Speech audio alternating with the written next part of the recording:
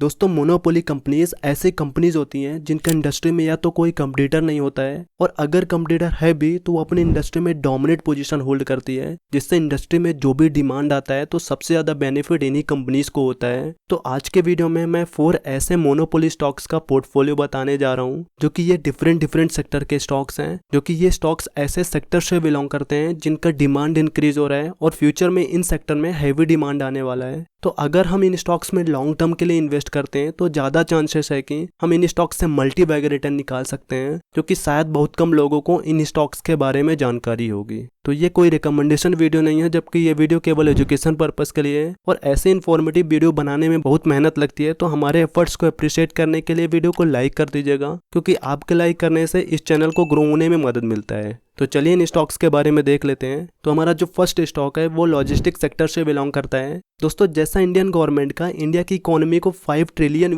करने का प्लान है, तो इस माइलस्टोन को अचीव करने में लॉजिस्टिक सेक्टर का इंपॉर्टेंस हम इग्नोर नहीं कर सकते। इसीलिए गवर्नमेंट लॉजिस्टिक जैसे हाईवे एंड फ्रेट कॉरिडोर में हैवी इन्वेस्टमेंट कर रही है, जिससे इससे जुड़ी हुई कंपनीज को अच्छा बेनिफिट होने वाला है। तो हम जिस स्टॉक की बात कर रहे हैं उसका नाम है container corporation of India limited. इसको शॉर्ट में कॉनकॉर भी बोलते हैं। ये मेनली रेल द्वारा कंटेनर्स का इनलैंड ट्रांसपोर्टेशन के बिजनेस में इन्वॉल्व है, और इसके अलावा ये पोर्ट्स का management, air cargo complex and cold chain establish करने के बिजनेस में भी इन्वॉल्व है। इसका डोमेस्टिक बिजनेस में 77% मार्केट शेयर है और एक्सपोर्ट इंपोर्ट सेगमेंट में 65% मार्केट शेयर है। दोस्तों, इंडियन रेलवे का प्रोजेक्ट डेडिकेटेड फ्रेट कॉरिडोर के कंप्लीट हो जाने से इस कंपनी को सीधा बेनिफिट होने वाला है, क्योंकि अभी इंडियन रेलवे का एवरेज स्पीड 25 किलोमीटर प्रति घंटा है, जबकि डेडिकेटेड फ्रेट कॉरिडोर में ट्रेन की एवरेज स्पीड 75 से 100 किलोमीटर प्रति घंटा हो जाएगी। और इसमें ट्रेन की लोडिंग कैपेसिटी इंक्रीज हो जाएगा, क्योंकि लोकोमोटिव का पावर भी इंक्रीज हो रहा है, जिससे कंपनी कम से कम समय में ज्यादा से ज्यादा माल ट्रांसपोर्ट कर पाएगी,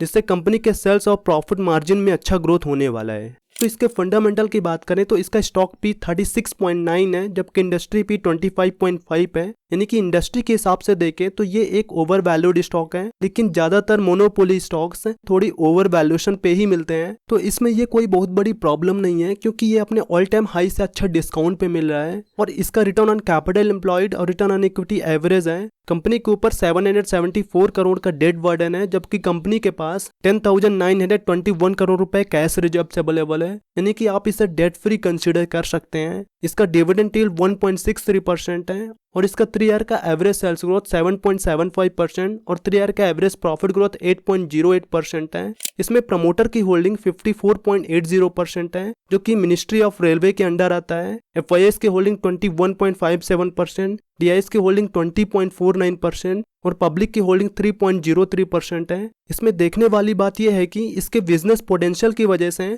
FIS और DIS ने अपना होल्डिंग ज्यादा कम नहीं किया है, इसके वजह DIS अपना होल्डिंग इंक्रीज ही कर रहे हैं। तो अभी ये 693 पे ट्रेड कर रहा है, तो आप इसे लॉन्ग टर्म के लिए कंसिडर कर सकते हैं। तो हमारा जो सेकंड स्टॉक है वो अल्कोहलिक ब्रेवरेजेस सेक्टर से बिलोंग करता है। तो कंपनी के बारे में जानने से पहले इसके इंडस्ट्री का ग्रोथ पोटेंशियल की बात करें तो वर्ल्ड में अल्कोहल कंजम्पशन का 11% वाइन का शेयर है, तो वहीं इंडिया में अल्कोहल कंजम्पशन का केवल 1% ही वाइन का शेयर है। लेकिन इंडिया में वाइन का कंजम्पशन 30.92% CAGR से ग्रो हो रहा है, जो कि 2027 तक इसका मार्केट साइज $688.16 मिलियन तक हो जाएगा। यानी कि इंडिया में अभी इस इंडस्ट्री में हाई ग्रोथ पोटेंशियल है। तो मैंने इस स्टॉक को इसलिए सेलेक्ट किया है क्योंकि ये कंपनी इंडिया की largest wine producer and seller है, जिसका इंडिया में मार्केट शेयर 52% है। तो हम जिस स्टॉक की बात कर रहे हैं उसका नाम है सूला विनयार्ड्स लिमिटेड। कंपनी के कुछ ब्रांड्स है जैसे Rasa, the Source, Dindori and Sula classic etcetera है। कंपनी के बिजनेस वर्टिकल में वाइन टूरिज्म बिजनेस भी है,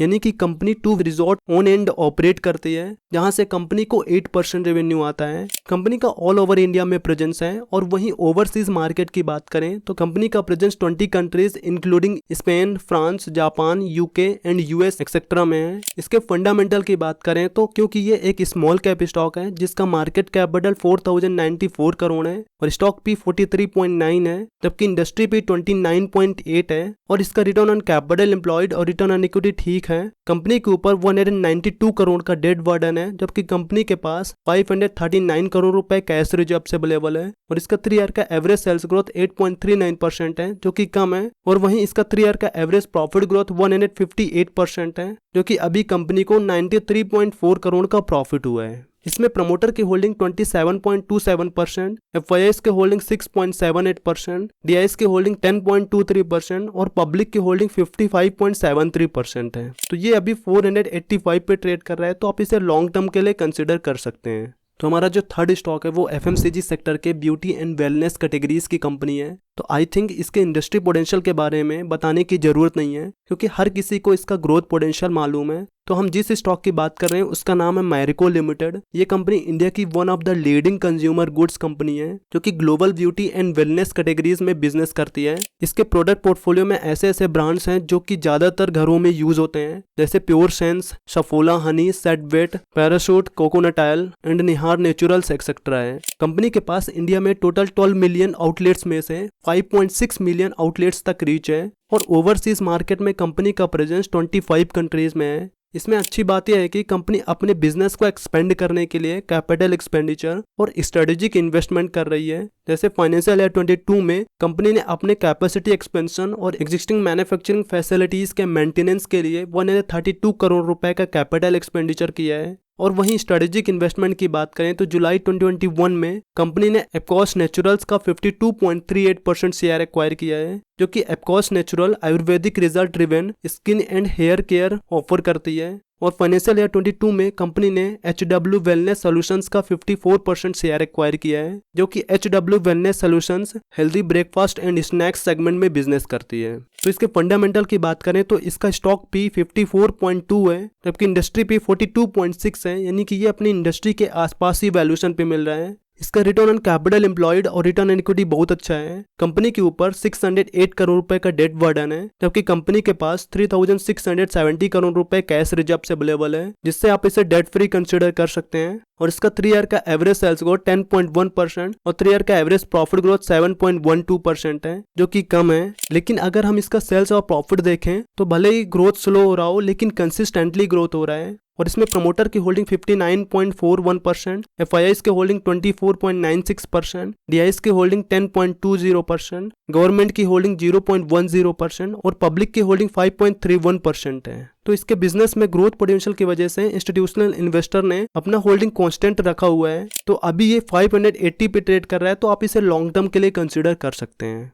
तो हमारा जो फोर्थ स्टॉक है वो IT सॉफ्टवेयर सेक्टर से बिलोंग करता है, जो कि इसका नाम है सी इन्फो सिस्टम्स लिमिटेड या फिर मैप माई इंडिया है। तो ये company advance digital maps, Jio special software and location based IoT technologies का इंडिया में लीडिंग प्रोवाइडर है, जो कि B2B एंड B2B2C क्लाइंट्स के लिए सर्विस प्रोवाइड करती है। कंपनी 2 वर्टिकल में बिजनेस करती है, जैसे first map and data products, जहां से कंपनी को 40% रेवेन्यू आता है, जिसमें ये real time for place updates, location based events, safety alerts, changes in road condition, live traffic and weather जैसे services 2D and 3D maps में प्रोवाइड करती है। और इस वर्टिकल में सबसे ज्यादा रेवेन्यू ऑटोमोटिव सेगमेंट से आता है, जिसमें ये ऑटोमोटिव कंपनीज के लिए मैप्स प्रोवाइड करती है, जैसे महिंद्रा की XUV 700, Mahindra scorpion, Maruti Suzuki and MG Motors के लिए मैप्स प्रोवाइड कर रही है। और ये कंपनी अदर कंट्रीज जैसे Sri Lanka, Bangladesh, Nepal, Bhutan, Myanmar, UAE and Egypt के लिए भी digital maps build and release करती है।